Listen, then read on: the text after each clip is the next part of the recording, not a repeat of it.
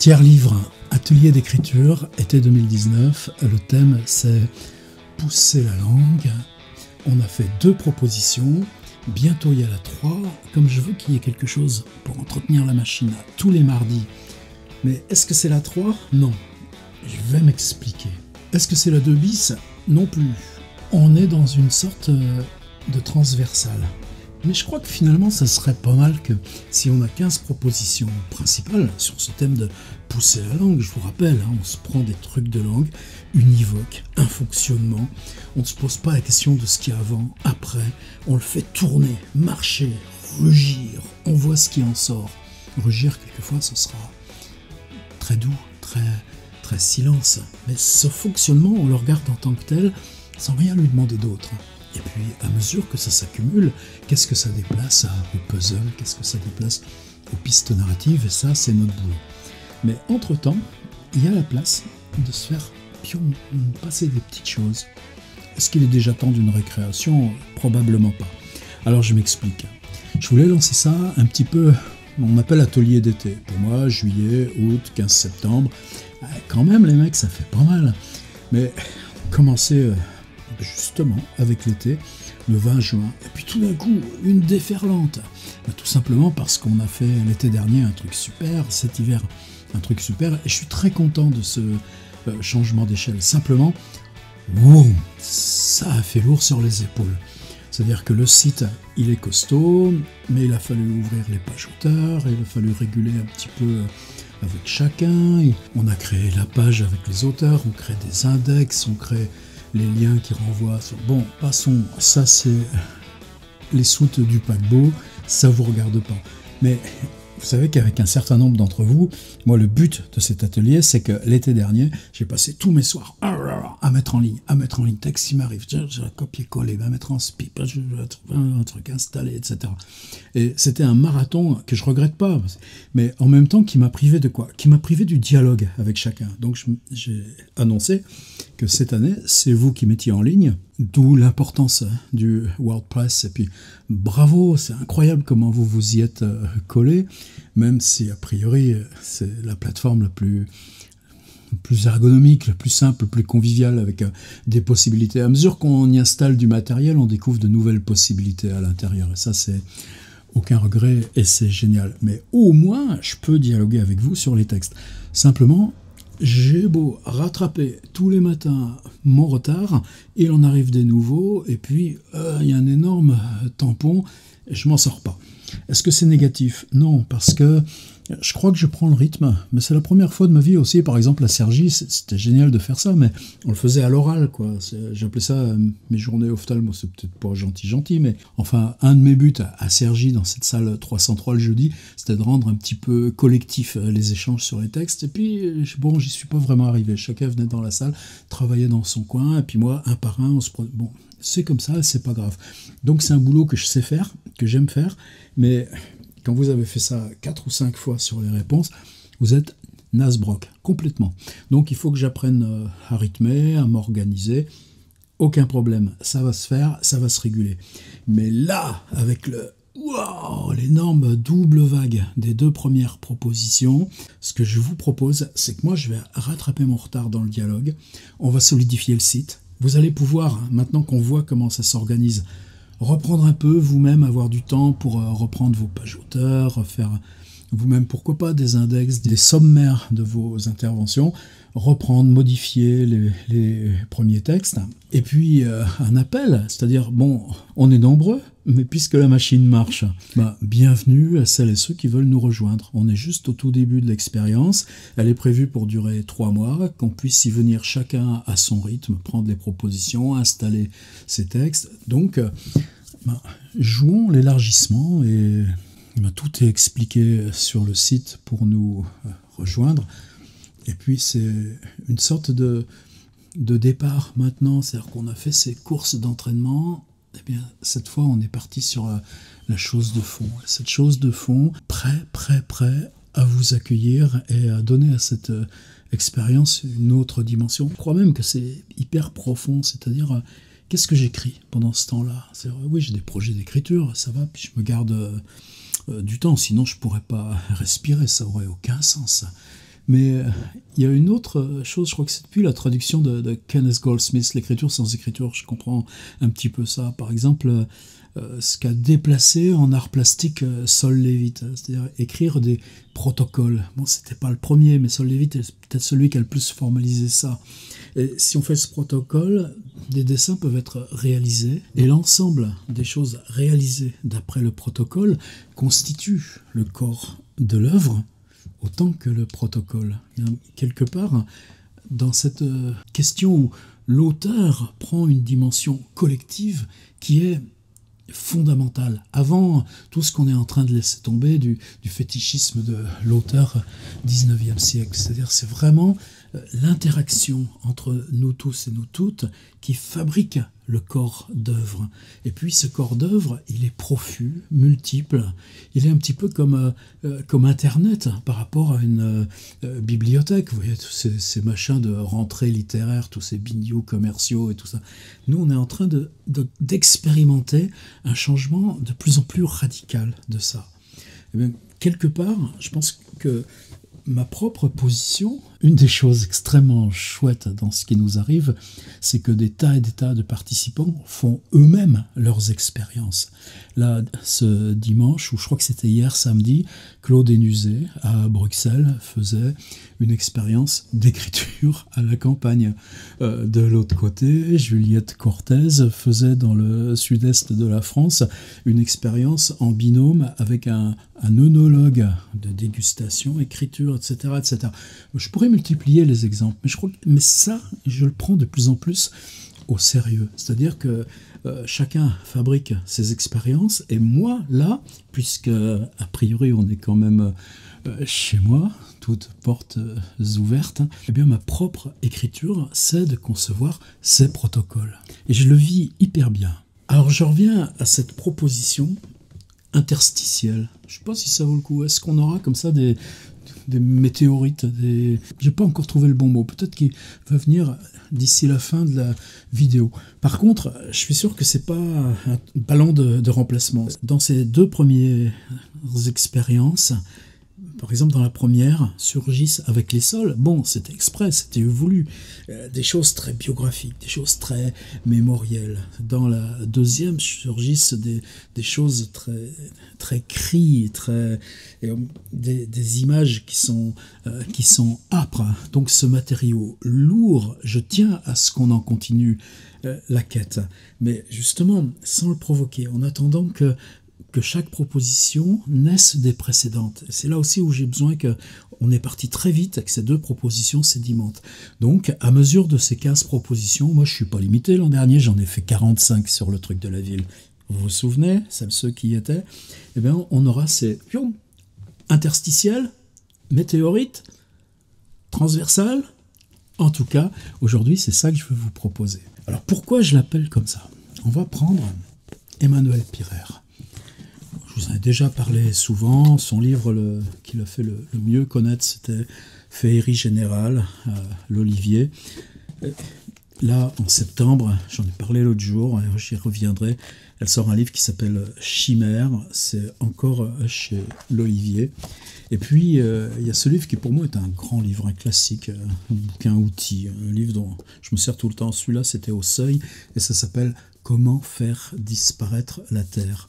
La permanence chez Emmanuel Pirer, c'est qu'elle associe toujours une lecture directe du réel, les signes, les conversations, les lieux.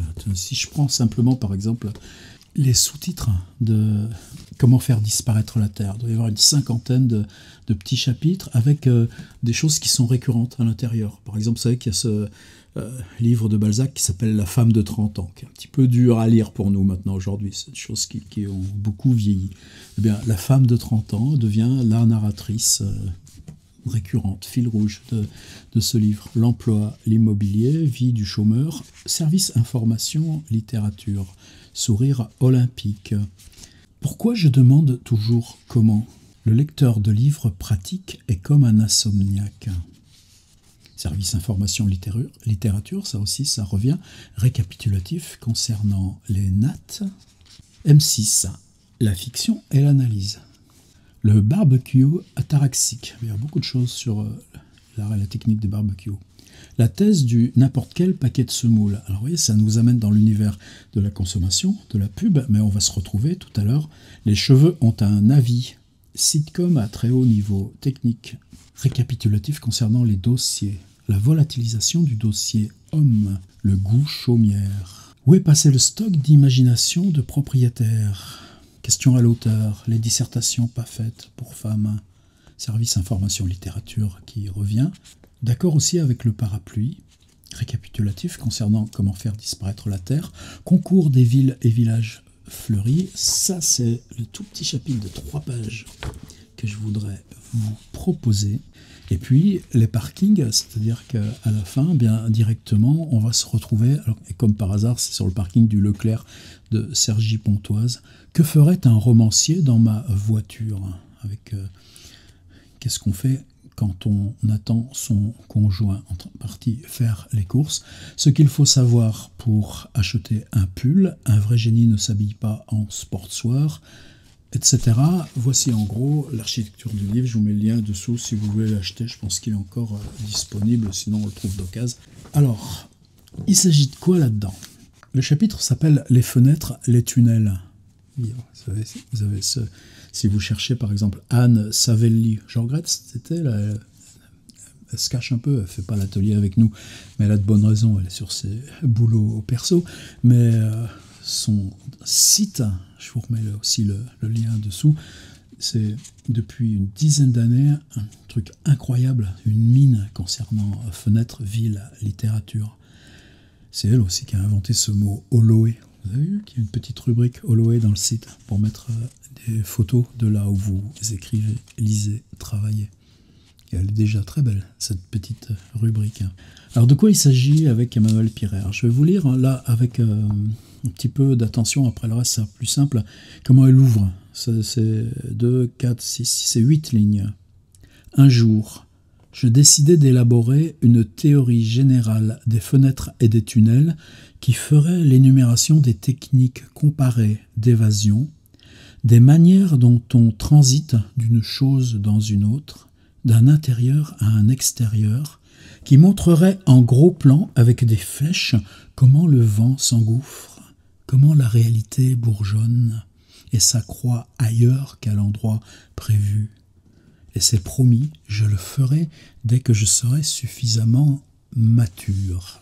Et là suit une liste aquarium 1, aquarium 2, 3, 4, 5, 6, et ça va ça s'arrête à 11. Ensuite, on revient à autre chose, et il y a un aquarium 12 qui ressurgit là, quelques pages après. Je vais vous lire aquarium 3, 4 et 5.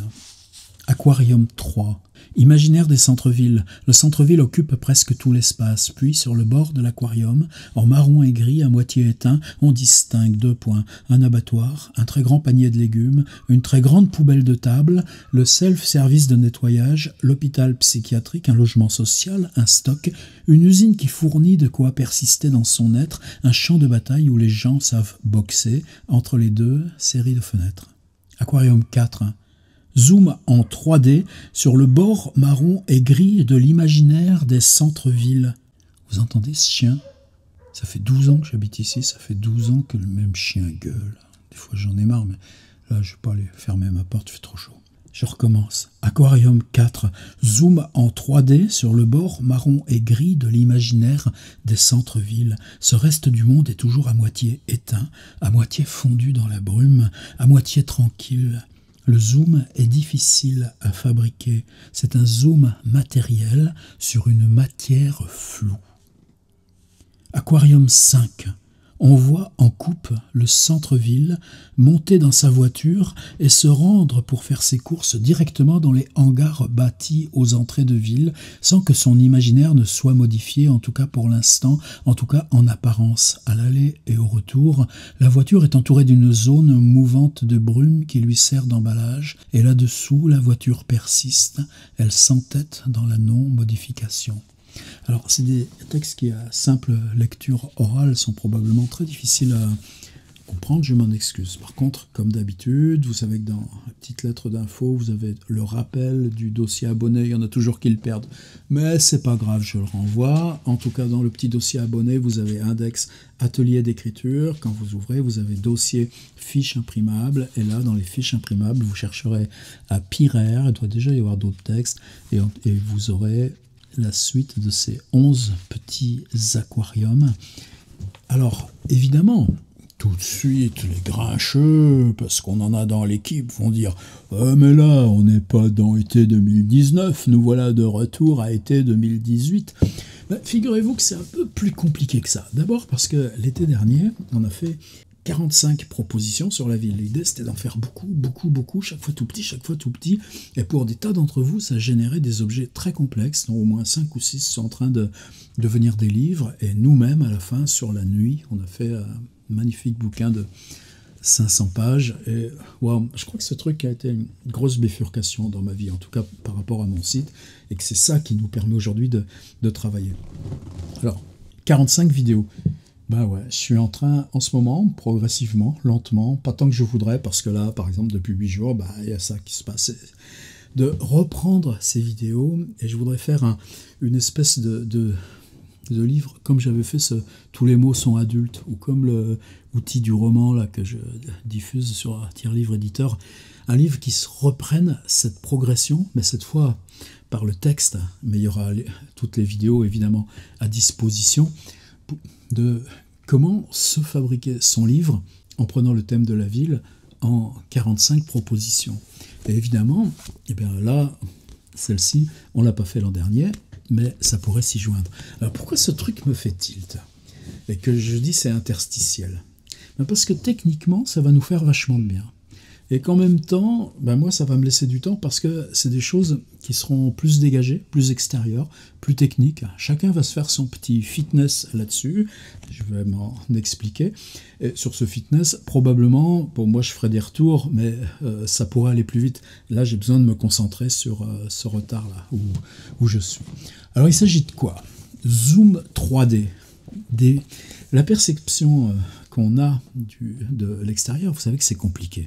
Moi, j'adore ces peintures, par exemple, du XIIIe siècle, vous savez, en Italie, où on voit des tableaux divisés en 4, 6 parties, et puis chacune, c'est un épisode particulier de la vie d'un saint, c'est-à-dire qu'on est avant la perspective, mais précisément parce qu'il n'y a pas la perspective, la coupure permet que la toile devienne narration. Et puis ensuite, il y a Giotto, il y a Cimabue, il y a ce qu'on connaît par la perspective, et là, à ce moment-là, il y a les lointains, il y a les devants, mais le visuel organise un espace, évidemment, qui se refabrique mentalement en 3 dimensions, mais qui va rester, depuis 500 ans, extrêmement stable dans les modes de représentation.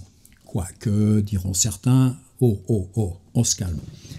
Par contre, avec nos techniques récentes, justement les ordinateurs, quand les copains architectes ont commencé à utiliser l'ordi pour fabriquer des maquettes, là où avant c'était tout un artisanat, avec des petits trucs de bois, des petits trucs de carton, il y a toujours ce statut de la maquette, mais la vision 3D, où, quand on scanne le cerveau, tous ces machins-là, c'est que on rentre des paramètres. Moi je faisais ça, ça s'appelait géométrie descriptive, quand j'étais en prépa technique juste après le bac. On vous donnait un cône, on vous donnait un cylindre, et puis il fallait que vous dessiniez, que vous représentiez l'intersection du cône et du cylindre, si le cylindre était un petit peu de travers. Maintenant, on programme l'algorithme qui, sur l'ordinateur, fabrique ces intersections. Quel rapport avec Choucroute est notre affaire? Ces représentations 3D, mentalement, elles représentent un déplacement probablement aussi important que celui de la perspective. C'est-à-dire qu'on peut reconstituer les ruines. Regardez par exemple la destruction de Ninive ces dernières années. Bon, on a des modélisations qui nous permettent de refaire. Ces modélisations, c'est tout l'imaginaire. Si je vous reviens avec mon casque de réalité virtuelle, ici, tout d'un coup, ma petite piole avait entièrement changé. Dans quoi, là, si je remplace ça par la ville de New York, en ce moment précis, je me déplace. Et est-ce que je peux construire mentalement quelque chose qui ne soit pas la représentation visuelle de la réalité virtuelle, mais qu'avec les mots, on puisse refabriquer le même genre d'illusion. Et là, on est dans quelque chose d'extrêmement nouveau. Je ne veux pas dire que ça n'existe pas. Je pense que cette question de la 3D traverse déjà, qu'on parle du jeu vidéo, qu'on parle des questions de réalité virtuelle ou pas, nombre d'espaces contemporains du récit et de la littérature. Mais nous, on a l'habitude d'être un petit peu en avant. C'est notre signature maison ici.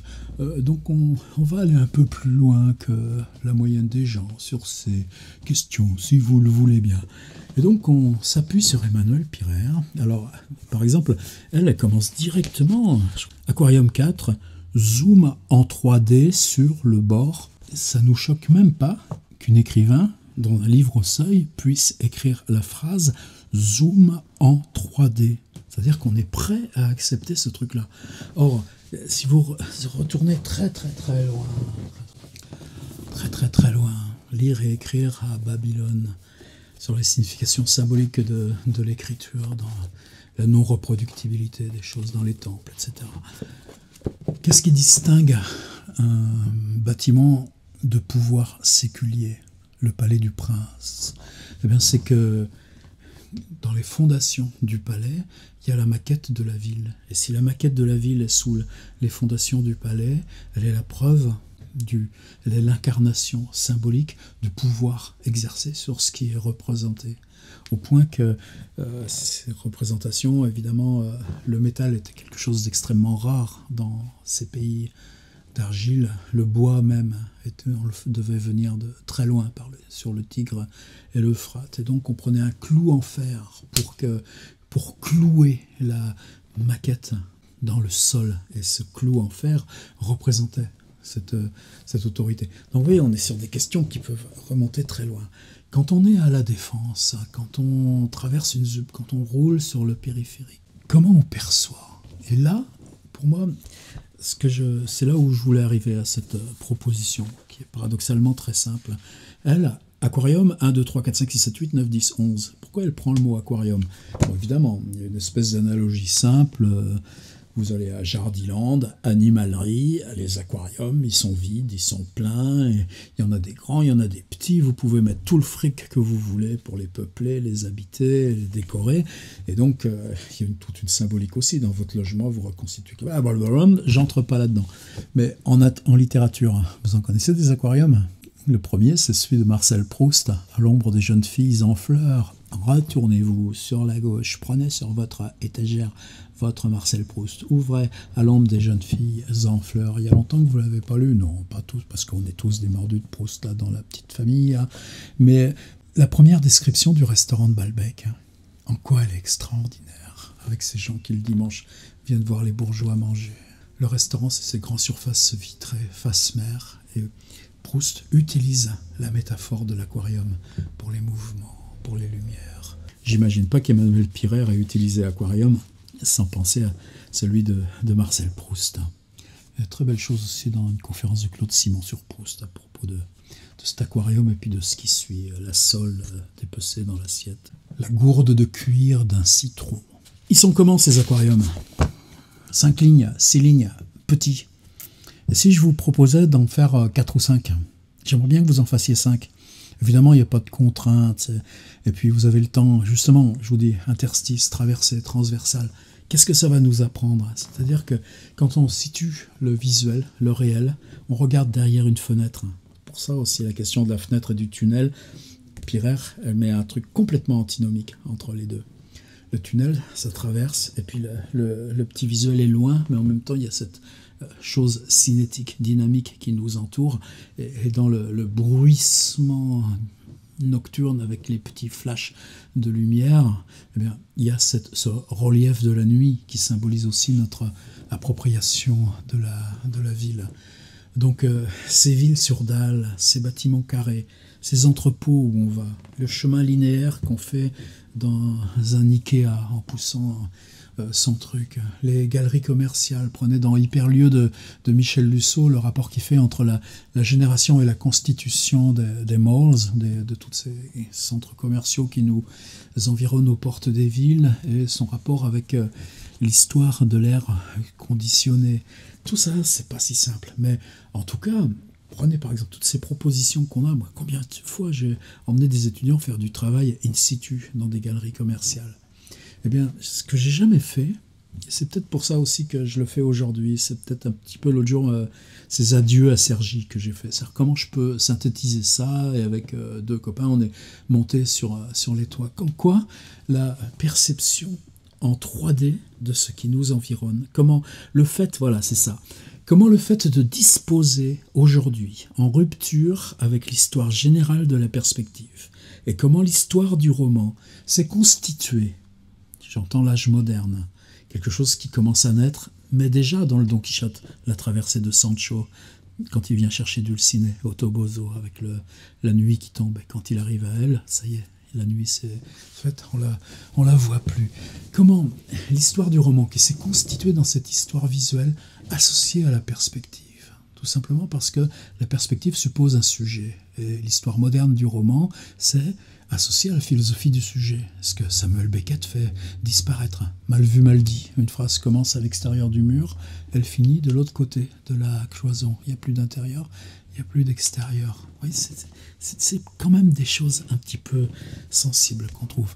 Eh bien, nous, avec ce qu'on a appris à jouer de la réalité virtuelle, ce qu'on a appris à jouer de la question de la mentalisation des représentations 3D. Et pourtant, par exemple, vous savez, quand vous allez à Orsay, à un moment, vous avez une grande plaque de verre, et puis en dessous, il y a un plan général de Paris. L'autre jour, j'y suis allé avec un petit gamin de 5 ans. Il était hypnotisé par ce fait de surplomber cette maquette de Paris qui fait 5-6 mètres de long, avec cette surface transparente et vitrée.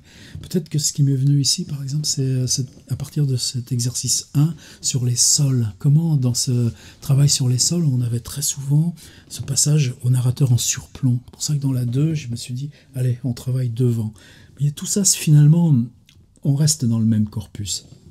Alors j'arrive au bout, je ne vais pas vous saouler. Combien de temps on est là? Oh, c'est bon, on est à peu près toujours dans les mêmes eaux. C'est bizarre, c'est rythme intérieur. Donc ce que je vous propose, c'est de faire 5 paragraphes de 5 lignes. Vous voyez, on ne cherche pas à pousser la grosse boule comme on l'a fait dans la 1, dans la 2, et on reprend avec la 3e la semaine prochaine. Il y a quelque chose où on travaille techniquement, mais on travaille techniquement sur un truc qui est fichu pointu. Par exemple, si vous vous baladez dans Lettrine 2 de Julien Gracq, vous trouverez ça, parce qu'à un moment, il y a 2 pages qui sont sur le trou de Beaubourg. On est en 71 par là, les halles sont encore en train sont déjà chamboulées, je ne sais plus, mais dans ce tissu extrêmement serré du 3e arrondissement, avec la rue Quincampoix, tout ça, se fait le trou de l'Esplanade, les souterrains de l'IRCAM et les 7 étages souterrains de ce qui va devenir le centre Beaubourg. Et autour, eh bien, tout d'un coup, chez Gracq, il est stupéfait, quoi. C'est-à-dire qu'en 2 pages, il dresse une espèce de vide cubique dans la ville.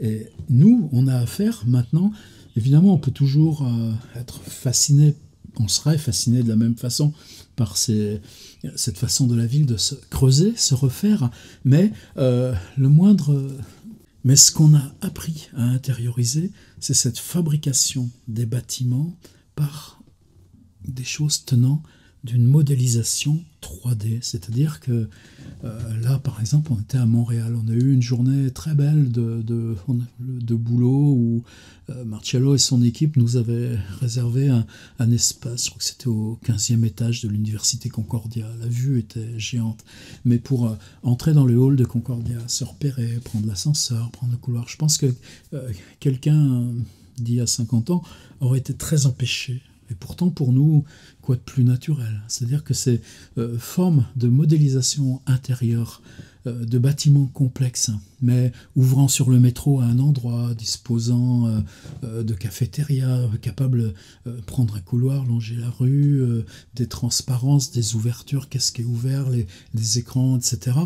Toute cette modélisation intérieure fait que dans notre usage, on y arrive. Il n'y a rien d'exceptionnel là-dessus. Mais à écrire, est-ce que vous trouvez les pistes? Ouais, peut-être. Puis vous m'en trouverez des exemples. Il n'était pas loin non plus. Quelqu'un qui s'appelle Thomas Bernhard. Non, mais Nicholson Baker. C'est un gars qui vit à Boston.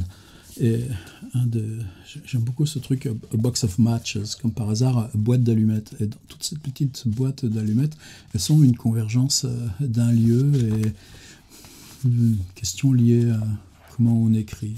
Une réflexion sur l'écriture qui est... Ouais, ça fait partie du paysage. Metzen, c'est un livre qui se passe entièrement dans un escalator à l'intérieur d'un centre commercial. Là, typiquement, on aurait ce genre de choses. Alors, on arrête. Vous voyez, c'est quelque chose qui est quand même pas si loin de la première sur les sols. Mais tout d'un coup, on va être privé de quoi? Eh bien, on va être plus loin des questions d'enfance. On va être plus loin des questions de comment, pour se rattraper dans le présent, la mémoire, elle joue le rôle de refuge. Non. On va se prendre 5 paragraphes de 5 lignes, et puis chaque fois, vous allez utiliser un lieu qui suppose d'en passer par cette modélisation 3D. Immeuble, cité, immeuble de bureau, lieu industriel, lieu commercial. Je suis très conscient que vous n'avez peut-être pas envie d'écrire ces choses-là. Mais celui qui me résiste le plus, prenez des textes d'un gars qui s'appelle Ista Pousse, c'est un pseudonyme ISTA, POU2S, et qui travaille systématiquement sous un autre pseudonyme sur Facebook, sur des photos du quotidien de Saint-Étienne, où si vous les interprétez avec cette réflexion sur la ville, ben vous n'êtes plus dans le réel, le ordinaire, mais vous êtes dans le fantastique. Tout ça aussi se confond un petit peu. Alors donc on n'est pas dans du temps perdu, attention, on est dans une espèce de saut technique, mais on va faire que de la technique. C'est-à-dire, si vous vous interrogez sur ce truc-là, c'est-à-dire comment on est éduqué, comment on a appris à ce que narration et perspective, dans l'ordre du roman, fonctionnent ensemble.